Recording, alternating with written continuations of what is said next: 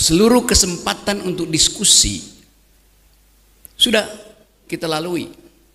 Diskusi dengan menteri, diskusi dengan dirjen, diskusi dengan kabinet, diskusi dengan anggota DPR. Hasilnya diabaikan. Maka saatnya kita bikin gara-gara. Apakah gara-gara itu inkonstitusional? Gara-gara itu disediakan oleh sejarah untuk berperkara. Kita bikin gara-gara untuk buka perkara. Berperkara dengan siapa? Berperkara dengan Presiden Jokowi. Berperkara dengan menteri biasa tuh. Tapi kita mesti hidupkan harapan bahwa hanya dengan berperkara kita bisa mempersoalkan kembali seluruh kebijakan bangsa ini yang dihianati oleh pemimpin tertinggi. Itu dasarnya. Jadi semua kegelisahan kita karena kita tidak tahu siapa yang mesti kita arahkan untuk berperkara. Pada akhirnya begitu. Kalau kita jumlahkan seluruh massa, tapi kita tidak tahu arah kita berperkara kemana, akan diabaikan energi dari kumpulan massa itu. Jadi sekali lagi, ini konsolidasi bukan sekedar upaya untuk merawat kebersamaan yang memang sudah ada, tapi konsolidasi untuk mengarahkan musuh dari buruh itu siapa. Secara ideologis musuh dari buruh adalah para kapitalis tuh. Tetapi siapa yang menghalangi buruh berkelahi dengan kapitalis? Ya kekuasaan yang menghalangi itu. Seluruh sejarah perburuan dunia adalah konfrontasi, artinya proletar dengan kapitalis, antara buruh dan pemilik modal. Lalu konfrontasi itu dibikin lembek oleh kekuasaan. Melalui apa? Melalui regulasi. Jadi regulasi itu adalah upaya untuk menghalangi konfrontasi historis antara pekerja dan majikan. Itu dasarnya. Jadi bagian itu kita endapkan dulu tuh. Yang kita sebut regulasi hari ini, itulah omnibus law. Di bidang perburuan. Kemarin di bidang kesehatan dibikin, nanti di bidang pendidikan tuh.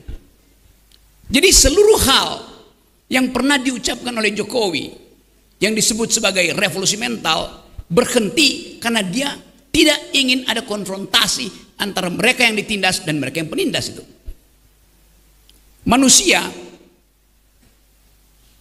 yang berupaya menutupi kejahatan, dia lebih buruk dari keledai itu. Itu dasarnya itu. Kita coba ucapkan hal itu secara lantang. Tentu ada konsekuensinya. Saya bisa ditangkap tiap hari itu. Tapi kita mesti ambil risiko. Kalau kita ingin ada perubahan, satu kali dalam sejarah buruh di tahun 2023 pernah membuat perubahan. Langkah itu yang akan kita tempuh 10 Agustus nanti itu. Nah, kita ada di sini di dalam keadaan kebimbangan. Sementara Presiden Jokowi tidak pernah peduli permintaan buruh.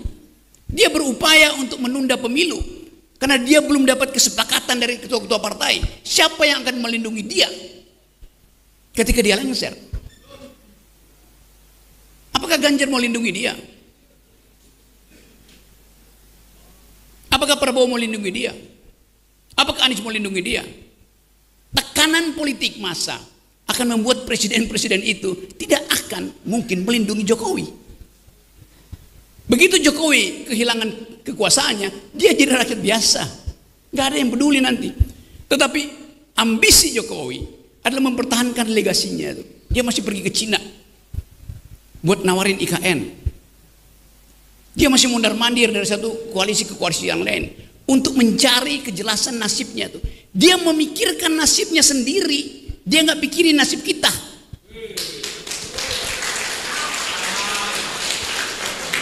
Itu bajingan yang tolol.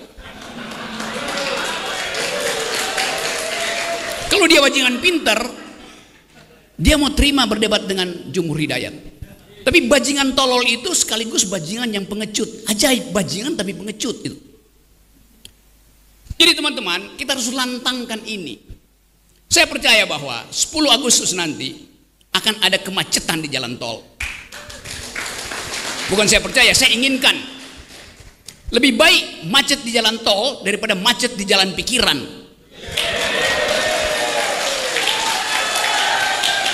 Kita perlukan itu. Sejarah menunggu kita. Dan siapa yang dipanggil sejarah, dia mesti mewakafkan waktu dan tenaganya untuk memungkinkan sejarah itu menempuh jalurnya sendiri. Tidak ada perubahan tanpa gerakan. Saya bisa kasih kritik macam-macam, tapi kekuasaan hanya berubah kalau ditandingi oleh massa. Kekuasaan selalu takut pada massa. Sejarahnya begitu, sunatullahnya begitu. Bung Rocky, ini, aduh, sejak tadi malam saya banyak sekali mendapat chat dan macam-macam. Ada yang telepon langsung yang menanyakan soal Anda ini. Waduh, ramai sekali rupanya. Saya juga baru ngeh. Bahkan akhirnya karena itu saya cari-cari, rupanya Anda dilaporkan ke polisi, dan yang ngelaporin banyak banget loh ini, Bung. Sebenarnya ceritanya apa ini? Karena kan saya nggak, juga kebetulan nggak hadir ya di acara itu sendiri. Itu acara buruh di Bekasi ya kalau nggak salah Anda bicara ya. Ya itu acara buruh di Bekasi, saya diundang di situ dan saya setuju dengan rencana buruh untuk ngepung istana itu. Itu hak buruh ya, dia hak demonstrasi itu dijamin oleh undang-undang, apapun bentuknya itu dijamin, kecuali bikin kekerasan kan. Lalu saya diminta orasi di situ karena saya senang, maka saya orasi kan. Supaya buruhnya semangat, saya tunjukkan fakta-fakta bahwa Presiden Jokowi itu harus bertanggung jawab terhadap Omnibus Law. Dia takut untuk berdebat, maka dia ajukan Omnibus Law itu dibatalkan di Mahkamah Konstitusi, dijadikan perpu, perpu isinya sama dengan undang-undang, perpu itu dinaikkan lagi sebagai undang-undang.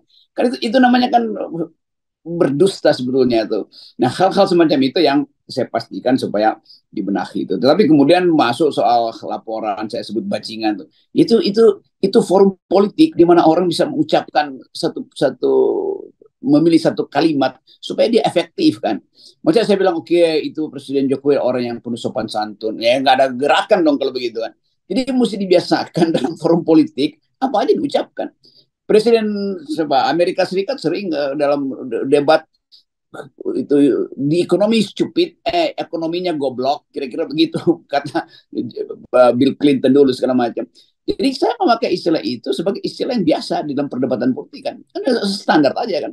Bajingan, apalagi kata bajingan. Bajingan itu bahkan dianggap dulu sebagai, di zaman Mataram itu justru apa, ada orang yang udah riset ditulis di National Geographic. Bajingan artinya orang yang dicintai Tuhan, itu namanya tuh bajingan. Karena itu dulu disebut sebagai kusir dokar, kusir apa namanya, kusir gerobak sapi, itu namanya bajingan. Jadi bajingan artinya mereka yang justru membawa berkah karena ngangkut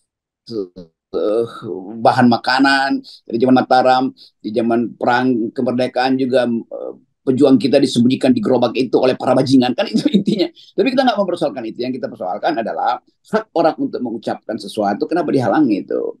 Saya berhak untuk mengajukan pandangan politik saya, sama seperti saya menghormati hak para pemuji dan pemuja Jokowi, memuji-muji dan memuja-muja Jokowi. Kan saya nggak laporin ke Bareskrim mereka kan, walaupun kita tahu ya ini kok menghina akal sehat. Jadi bukan sekedar pejabat yang dihina. Para pemuja Jokowi menghina akal sehat publik dengan menganggap Jokowi 90% masih di dukung. Ya udah, saya nggak laporin itu. Tapi kita mesti biasakan bahwa pandangan politik itu ada yang negatif, ada yang positif, kan biasa aja. Ya. Itu intinya tuh.